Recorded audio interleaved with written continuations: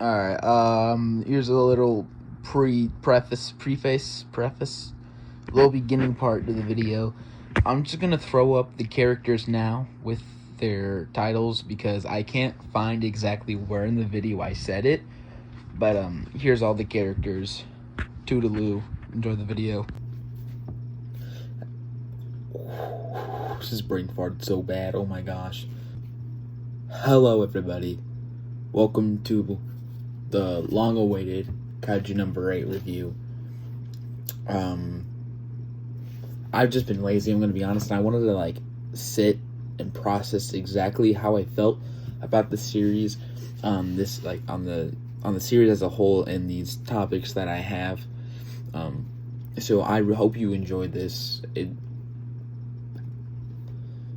I'm not confident how it's going to turn out, but as long as you enjoy it, that's really all that matters. So, let me talk about what Kaiju number 8 even is, okay? I'm going to give you a basic summary of Chapter 1 and the series as a whole. So Chapter 1, we are introduced to Kafka Hibeno. I'm pretty sure that's how you say it in his actual name. And he really wants to be a part of the division, like the Kaiju, I forgot the exact name, but the Kaiju division, eliminators, pretty much. But he's on the cleaning crew because he's failed the test to become an officer 30 times. And I believe he's 32 or 33. He's in his early 30s, which is very different from most Shonen Jump protagonists, which are teenagers. Or you're Goku and you're 50 now. But he started off as a teenager in Dragon Ball. That was completely unnecessary. But with him being down on his luck is nothing we haven't seen before. Okay, Denji was down on his luck. Kind of Yuji in a way too was down on his luck. Midoriya was down on his luck. Very basic thing. So he meets this this kid who wants to be an officer as well, but he's trying to practice knowing the anatomy of kaijus, so he becomes a cleaner with Kafka. One second, hold on, my notes just froze.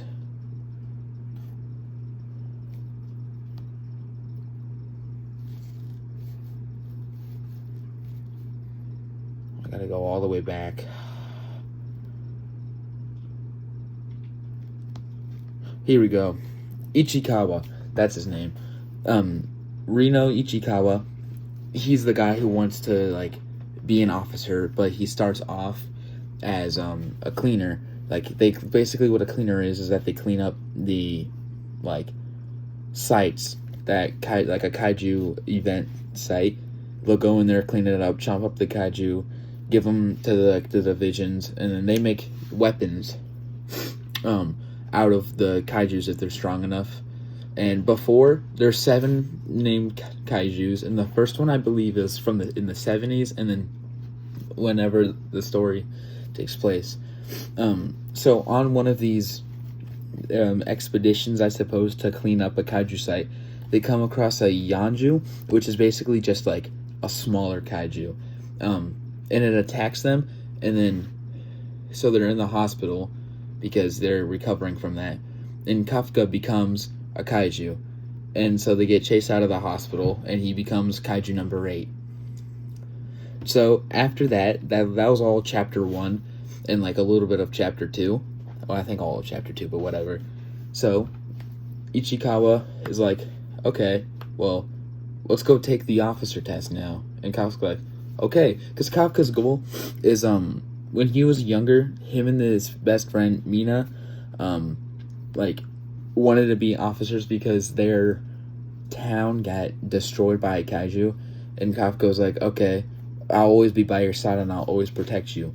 And later down the line, we can tell, we meet Mina again, and she's, kind of cold-hearted now, and oh, I don't like you, you're just some big dunce now. But in the final arc, or the final, the second to last arc, but as we go down pretty much, in the series, as we get closer to the end, she's she still cares about Kafka. no matter what, because there's the scene, and I remember it vividly. She is like, it's a flashback to her first mission, and she's mad at Kafka because she's struggling, and she remembers when Kafka said that he'll always be beside her, but he's not beside her at that moment, and like she starts saying, "You liar, you liar, you liar." Then it cuts to the present day where she's faced with the same situation, and then it's like this very brilliantly written moment, and I'm not doing it justice because I can't explain. I don't know how to use my words, but I talk a lot. Regardless, their dynamic is, it's not the main focus of the manga, but as the series progresses, it becomes the focus, but the real focus is Ichikawa and Kafka. And not even that, because as this whole middle chunk, there's hardly any Kafka in it. It's all Shinomiya, like the Shinomiyas after Kaiju number 9, who we'll talk about later, comes in. Actually, you know what? Okay, let's go back. So they want to take the officer entrance exam, essentially. Hold on. So this arc is, the rest of the arc, known as the Man Who Became a Kaiju arc, is just them taking the test.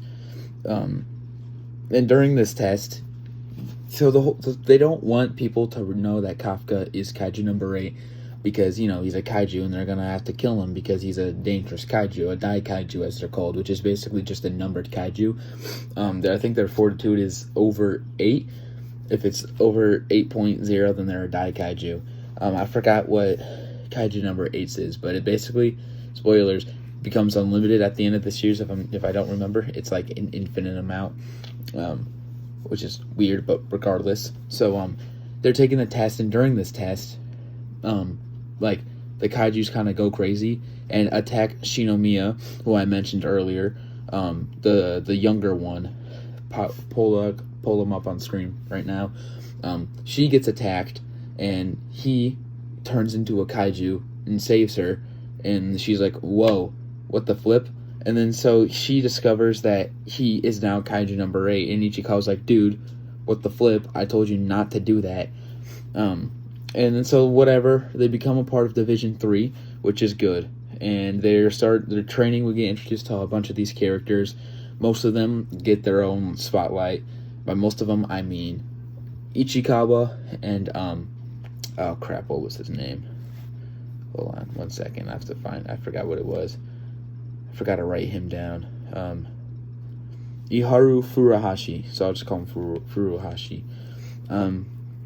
Those two are pretty much the only who get spotlights, but everyone comes back at the final arc. Everyone gets satisfying closure. So the first mission is this arc, very long name, Saga Mihara Neutralization Operation at Daybreak arc. Probably said that wrong, but what this arc is the new recruits of Division 3 going out there, doing their first mission, and just get destroyed by Kaiju number 9, who's the main villain of the series. And we'll talk about Kaiju number 9 more like later, but I don't really like him as a villain. But in this arc, he's perfect, because Ichikawa and Furuhashi fight him, and then Kaiju number 8 comes and fight him, and then 9 escapes, and that's pretty much the end of the arc. Computer just turned on.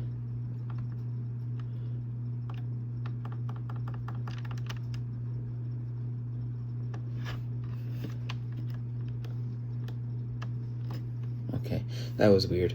And so we get the raid on Tachikawa base arc.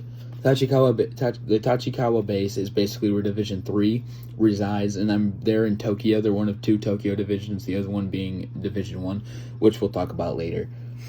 So the raid on Tachikawa base arc is Kaiju number 10 invades the base, and Assistant Captain Hoshina, my goat, my favorite character aside from the captain of First Division in Ichikawa, just say the top 3 right there.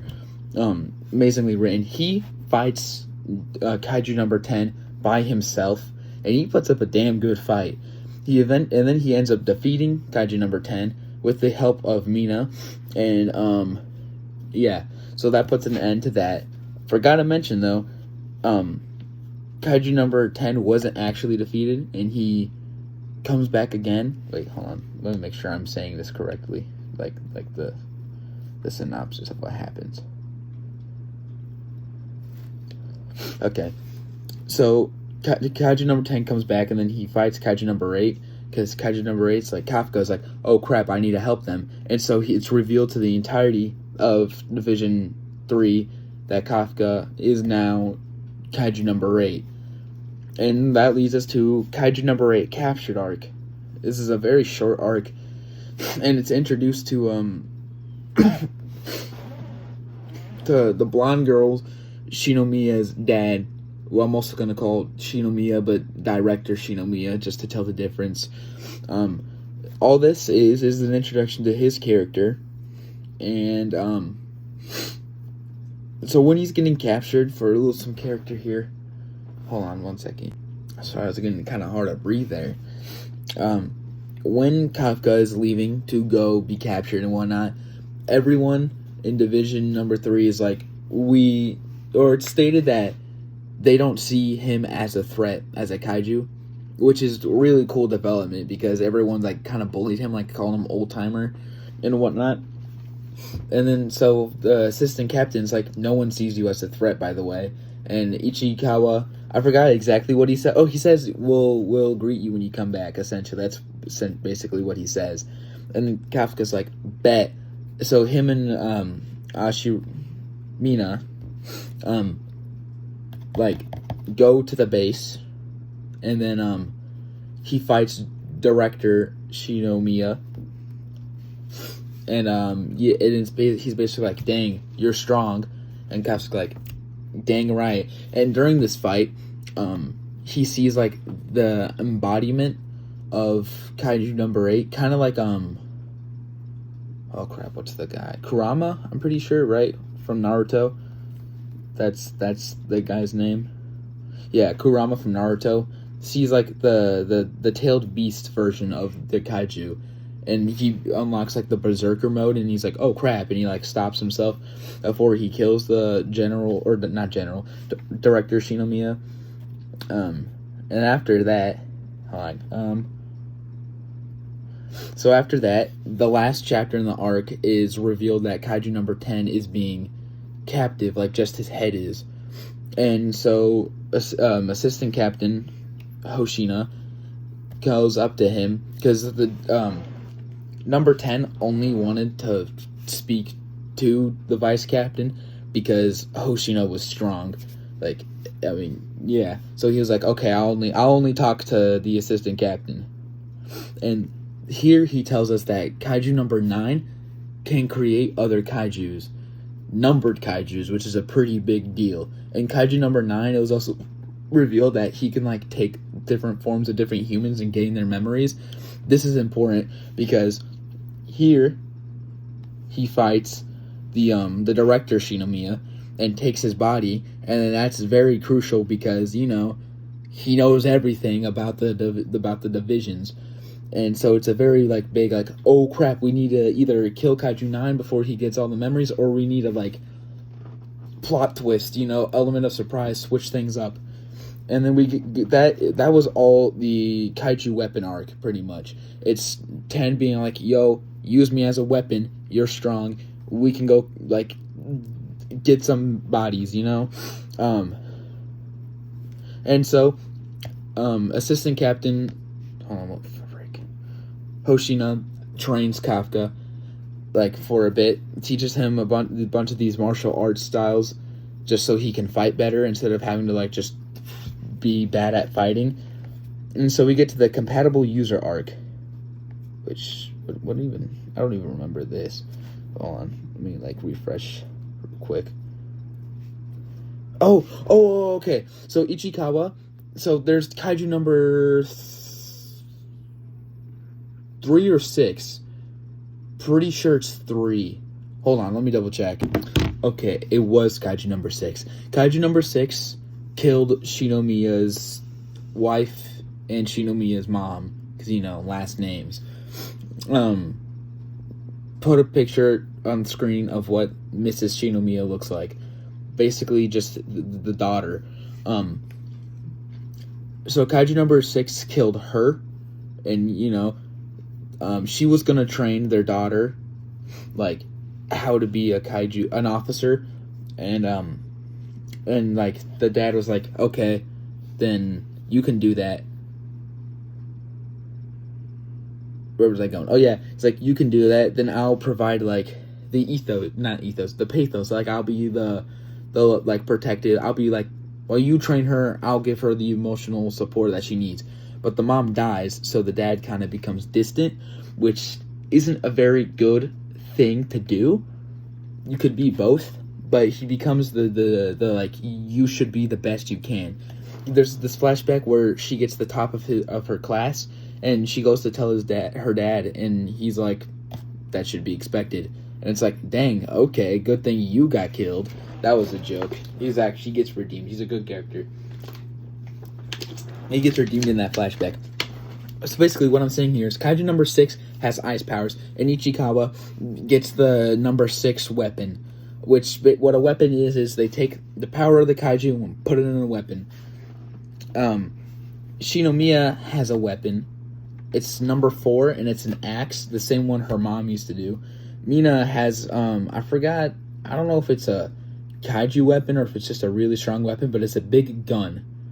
Hoshina has these little like sword things, and he also has the 10 suit, which we'll get to later. So basically Ichikawa gets the number 6 suit, and he's like, okay, cool. There's a mission where him and Furuhashi, right? That's what we said that guy's name was. Furuhashi, yeah. They both get the cool moments. Furuhashi's a really cool character. I do like how he's kind of like, he's there. He's like, he's not part of like the main group, but he's like right outside it. Like really close. Like, this is the circle, and here's Furuhashi. He's like basically a part of the circle, but not entirely. So after that, we get the Cataclysm arc, which is basically number 9 attacking things, because a Cataclysm is like a Kaiju's appearance and why they cause the sites, like the sites I was talking about earlier, and why people need to clean them up in the first place.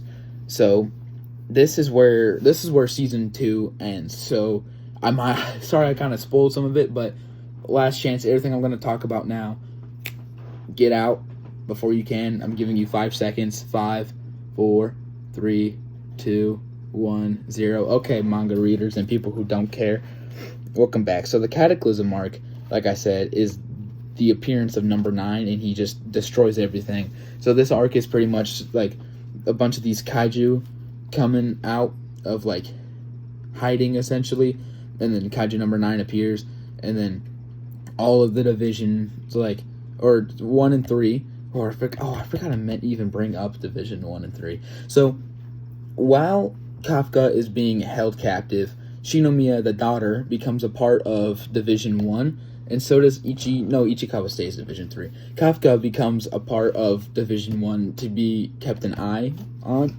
kind of like Eren is in Attack on Titan, how he gets put on Levi's squad, like the strongest squad, to be kept an eye on. But unlike Eren, Kafka doesn't kill 80% of the population. At least as far as I'm aware. I haven't read the spin-offs or anything. But, yeah, there's that, which I forgot to mention. Sorry. Completely my bad. Gen is my problem. If I had to pick, I can't pick, actually. They're all tied. The 3 that I mentioned earlier, all tied. But Gen is probably the one I, like, realistically, if I thought about it more, would become my favorite. Him and the assistant captain. And Ichikawa, I like them all. Okay, I'm just going to stop talking because I like them all equally. Gen is really cool. He's, like, very lazy. All he wants to do is just play games, but he's also very strong. And he just really wants, like, a strong, like, person to be his assistant captain. Which, the assistant captain of number 2, he's alright. He's just really bored all the time. He's not bored all the time. He's just, like, sick of the captain stuff, He just, like, wants the captain to be a captain. But, spoilers, Shinomiya becomes the assistant captain, and the old assistant captain gets promoted, I'm pretty sure, from what I remember. So back to the Cataclysm arc. Divisions 1 and 3, the Tokyo divisions, started to fight Kaiju number 9, and then with like the first wave, all these Yanju, and then I forgot what the other one is, and then the second wave arc, which takes place like this is all just a big Cataclysm saga. Essentially, these last like 3 arcs, from Cataclysm to second wave to last wave, all just one big fight. And the second wave is we get a preview at like the beginning of the Cataclysm arc of all these kaiju. Those kaijus are now numbered kaijus, which brings me to the first problem, and that's there's too many numbered kaijus by the end of it, because like it's really a problem with number 9 as a whole. But I'll talk about that later, because I want to do a whole like arc by arc right now. So the second wave arc is pretty much everybody just fighting these new numbered kaijus that got spawned in by 9. And we see Assistant Captain Hoshino, right? Am I learning the names? Hoshina, oh, so close. Bond with 10, like the suit 10, and they have this long fight with like a bunch of these kaiju where they're trying to bond, and then finally they fully bond, they're in sync, like Ash Greninja type stuff, and they just beat the crap out of all these kaijus and whatnot, which is really cool. Shinomiya, the daughter, from now on, when I say Shinomiya and I don't put director in front of it, no, I'm talking about the daughter. Should have said that earlier, but whatever. She gets a fight with someone who looks just exactly like her, but with dark hair and dark eyes. Because they both wanted their dads to just say that they love them. The number 9 being the dad for the kaiju version, which I think is kaiju 13 or 15. I think it's 13. And then director Shinomiya just want, for Shinomiya. They have the same goal, but they both have to fight. And it's a very cool fight, because like Shinomiya has like has the highest potential out of all like the new officers, and you really see that new potential, because everyone in this arc, we got Kafka, Mina, Hoshina, Gen, Shinomiya, Ichikawa, Furuhashi, in a way, they all fight like a kaiju on their own, and it's like, dang, this is cool. They're so like, these kaijus are huge, and these tiny humans are like beating the crap out of them. And pretty much, so the second wave arc is just a bunch of fights. Last wave arc is a bunch of fights. And Kaiju number 9, here's where I talk about Kaiju number 9. At the beginning, I liked him because they weren't showing him enough. And I honestly don't think he should have been the big bad. But he really wasn't the big bad, because this, like, huge bunch of, like, it's like another kaiju, like this ancient kaiju. I forgot what the name was. Hold on, computer turn on again randomly. Like takes over Kaiju number 9, and Kaiju number 8 is like while Kaiju number 8 was fighting Kaiju number 9, and it just felt like weird, because Kaiju number 8 dies. Kafka dies at the end of it, because he like gives up his humanity to kill this random Kaiju number 9. It's like Pain being like marketed as the main villain just for it to be Madara, and Madara was too strong, so they had to come up with a different villain. It was like that, but like on a slightly smaller scale. But it was still annoying how I was like, what's even the point of this big bad guy, like of making Kaiju number 9 this big villain for him to not even be the final battle. It's some random like vengeful spirits. So, speaking of vengeful spirits, Kafka becomes, like, his ancestor in the ancient Japanese times, and they're like, okay, we'll help you, you just gotta die afterwards, and he's like, bet I'm saving my friends, because even though he's 30, he's still just a child at heart. Yeah, so that happens, he kills the last kaiju, and then all is well, we get the last chapter, he finally goes back to Division 3, and I forgot exactly how the thing ends. Bear with me here. Give me a second. I'm going to look at the last page.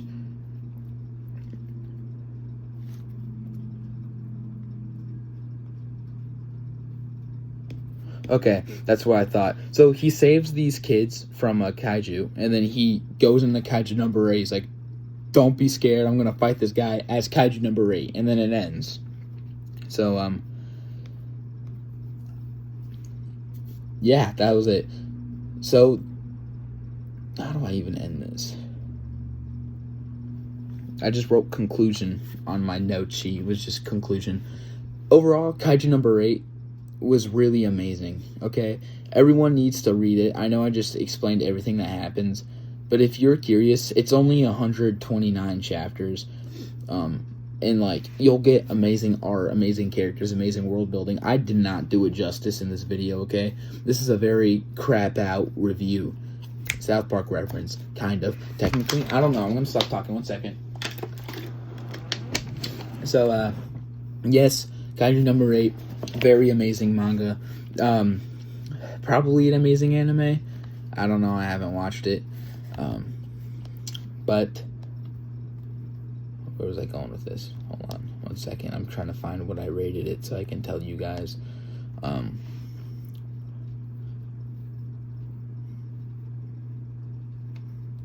Give me a second.